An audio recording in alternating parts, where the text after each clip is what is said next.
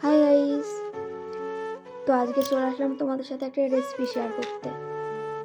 মাংসগুলো প্রথমে ভালো করে ধুয়ে নেব, তারপর একটা কিছুতে তুলে নেব।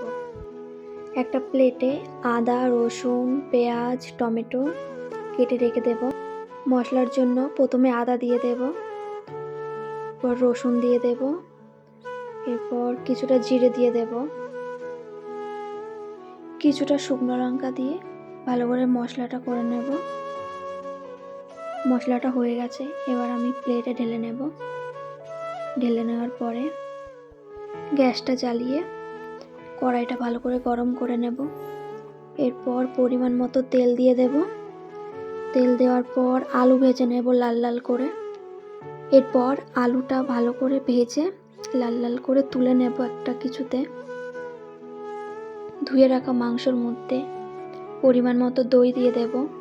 এরপর ম্যারিনেট করে নেব মাংসটা ভালোভাবে। গরম তেলের ভেতর প্রথমে জিরে দিয়ে দেব, কিছুটা জিরের ভেতরে পেঁয়াজ দিয়ে দেব।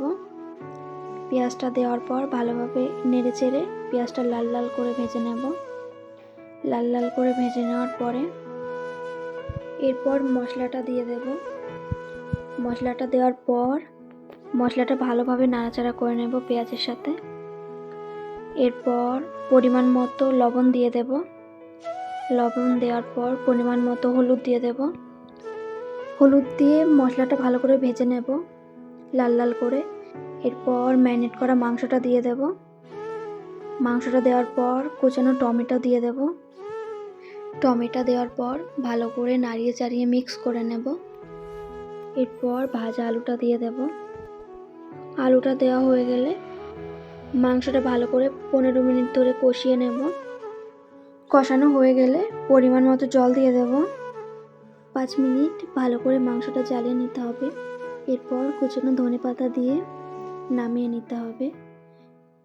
তো দেখো কত সুন্দর হয়েছে রান্নাটা। সবাই কমেন্টে জানিও কেমন হয়েছে। তো আমাদের রান্না কমপ্লিট, এবার খেয়ে দেখার পালা কেমন হয়েছে। এবার আমি খেয়ে দেখবো কেমন হয়েছে, ঠিক আছে? তো আমি এখানে দেখছি ভাত মাখাচ্ছি, এবার আমি খাবো।